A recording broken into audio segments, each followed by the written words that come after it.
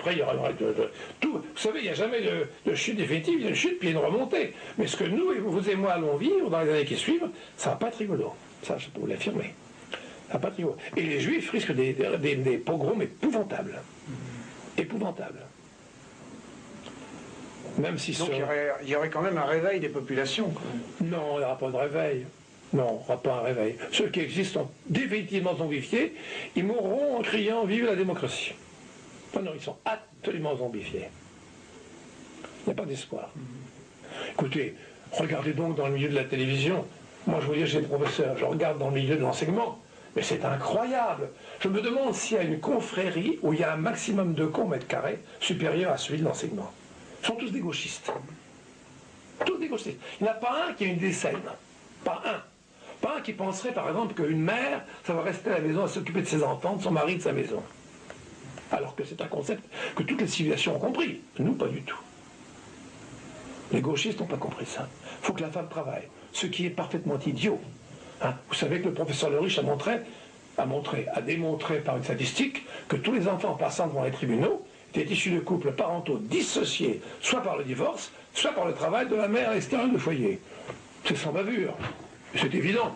On n'a même pas besoin de cette démonstration statistique pour comprendre. Moi, j'en ai pas besoin, en tout cas. Oui, du reste, c'est pour ça qu'en Suède, ils sont revenus justement aux traditions. Ah ben, ils ont raison. Les femmes travaillent beaucoup moins. Ils ont bien raison. La femme, alors, sauf les femmes qui ont été tordues psychiquement, car beaucoup de femmes ont été tellement tordues qu'elles veulent travailler, mais il faudrait au moins qu'on laisse revenir à la maison ceux qui en ont l'aspiration intérieure et qui ne sont pas totalement dégénérés. C'est ça qu'il faudrait faire. Voilà. Voilà pour la question de la mentalité des Juifs. Alors pour en savoir plus, il faut évidemment lire mes livres, et là vous aurez toute l'explication de la circoncision au 8e jour, époque de la première puberté, 21 jours après le 8e jour, après la naissance. Alors le cours, ça c'est la plus fantastique,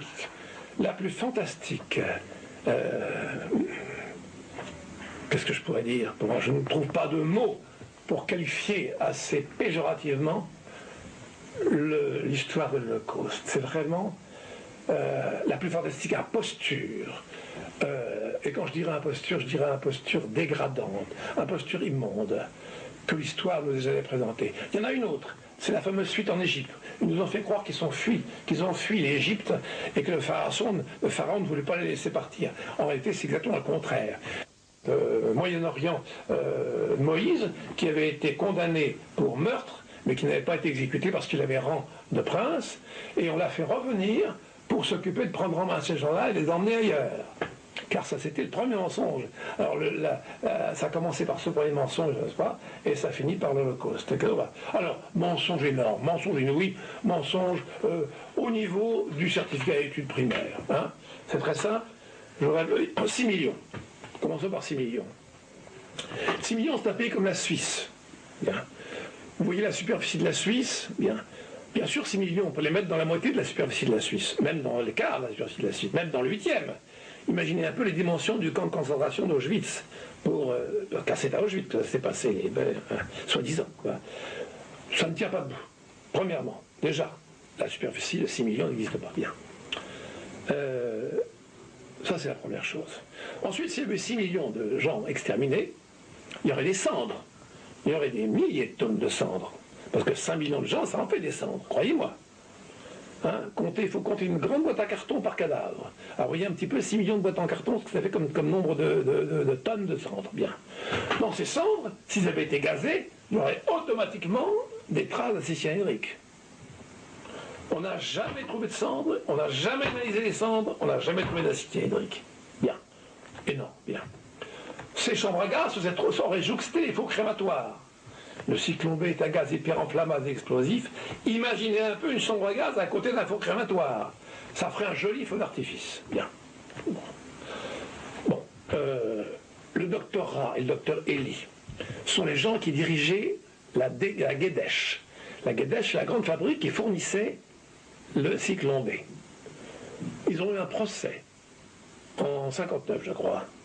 Ils ont dit tous les deux, en technicien, que les fameux gazages dont on a parlé étaient une imbécilité technique tout à fait impossible avec leur gaz. Et que leur gaz était utilisé par les services d'hygiène dans toute l'Allemagne depuis 1921. Il était destiné uniquement aux épouillages, c'est-à-dire à éviter cette chose tragique qu'il y a dans l'univers concentrationnaire, c'est-à-dire le typhus. Bien. Voilà qui est sérieux. Bon. Tout le reste, c'est de la littérature, de propagande, abominable et complètement idiote. Le cyclone B, donc, ne peut pas faire ça. Le cyclone B, quand on se sert de l'acide cyanhydrique pour gazer des gens, il y a une chambre à gaz qui est extrêmement complexe, qui sert pour une personne, à la rigueur deux, mais surtout une personne, qui est très complexe et horriblement coûteuse. Tout le monde peut la connaître et la voir, c'est comme ça qu'on condamne les gens à mort aux États-Unis. Et il y avait un monsieur qui s'occupe de ces chambres à gaz aux États-Unis, qui s'appelle Leuchter, Fred Leuchter. Qui ne croit pas aux chambres à gaz. Et pas qu'il n'y croit pas. On l'a envoyé comme expert, M. Tsundel l'a envoyé comme expert dans les chambres à gaz à Auschwitz. Oui. Il a fait un rapport gros comme ça, il a conclu qu'il n'y avait pas la moindre chambre à gaz. Alors, à ce moment-là, la Pologne a demandé une contre-expertise, l'Autriche a demandé une contre-expertise, qui n'a fait que confirmer le rapport Leuchter, ce qu'on ne vous dit pas. À Auschwitz, pardon. Et je vous dis, confirmé par les contre-expertises autrichiennes et polonaises. Donc, et alors ces documents, évidemment, ne sont pas... Ces documents sont connus, ils sont officiels, donc on peut en profiter, mais on n'en parle pas. La télévision est entre leurs mains, pourquoi voulez-vous qu'ils vous fassent connaître le procès de la Degesch ou la contre-expertise polonaise et autrichienne? C'est pour ça qu'ils ont supprimé depuis, je crois, 1977, tout débat concernant la polémique sur les mais bien sûr. Alors, la preuve par neuf, c'est la loi Guesso. Écoutez, a-t-on besoin d'une loi stalino-orwellienne pour propager la vérité? Je pose la question. Tout le monde nous répondra non. Par conséquent, si on a fait cette loi, ça prouve bien qu'il s'agit de mensonges. On n'a pas besoin de loi pour approuvir la vérité. La vérité, elle s'établit par les preuves et par les arguments. Et il y a autre chose. M. Forisson, le professeur Forisson de la faculté de Lyon, a demandé d'avoir un dialogue ouvert avec autant d'exterminationnistes qu'on voulait, un public aussi vaste qu'on voulait. On n'a jamais accordé à M. Forisson ce forum. Et on ne lui accordera jamais, parce qu'on sait très bien qu'il a raison. C'est ce qu'a demandé l'abbé Pierre aussi récemment. L'abbé Pierre a demandé un débat aussi. Il avait demandé, on lui a refusé. Oui. On a fait semblant de l'accepter, on a refusé tout de suite après. Mais bien sûr. On ne parle plus de l'abbé Pierre. C'est le cousu de fil blanc. Mais tous les gens qui pensent un peu, ils savent très bien que c'est une connerie. Mais ils voient aussi tous les jours à la télévision, ça ressort. Vous ouvrez un journal, je vois le père Miquel, qui parle encore, le pseudo-historien Miquel, qui nous parle encore des civilians et des chambriards, des pauvres juifs, n'est-ce pas? D'ailleurs, je soupçonne d'être juif lui-même. Enfin, s'il ne l'est pas, ça aurait été pareil.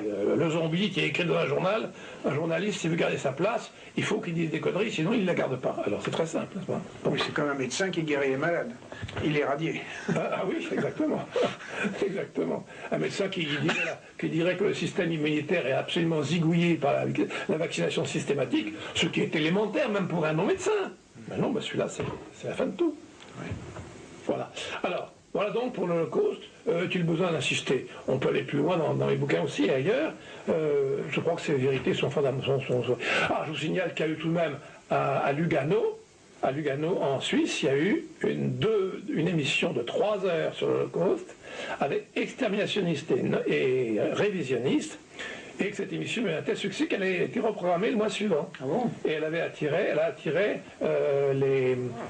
l'attention d'un journal italien qui s'appelle Storia Illustrata, qui a voulu ouvrir ses colonnes à Forisson. Ça n'a pas dû durer longtemps parce que je vois immédiatement comment mes congénères ont dû procéder. Ils ont dû étouffer tout ça dans l'œuf. Je suis persuadé, personne ne connaît l'émission de Lugano. Pourtant, elle existe, on peut la voir, on peut en parler, etc. Mais l'émission de Lugano, émission de télévision, pas de radio, de télévision.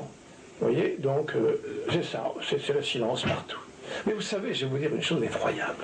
Je voyais hier un film à la télévision qui s'appelle la Mafia. C'est vraiment un véritable reflet de cette civilisation. Toute l'histoire est une histoire fausse, mais c'est pas l'intrigue c'est ce qui est raconté dans la synthèse. Tout ce qu'il y a là-dedans, c'est vrai. C'est-à-dire les implications de la mafia et de la haute finance, comment les politiciens sont manipulés, tout ça, c'est la vérité. Et alors, vous avez là-dedans, écoutez-moi bien, le sommet du cynisme, vous avez là-dedans un financier qui joue tous les rôles, qui joue un des rôles les plus importants dans l'influence qu'il a sur tout le monde, qui s'appelle Espinoza. Espinoza est un nom typiquement juif, comme Spinoza, etc. Bien.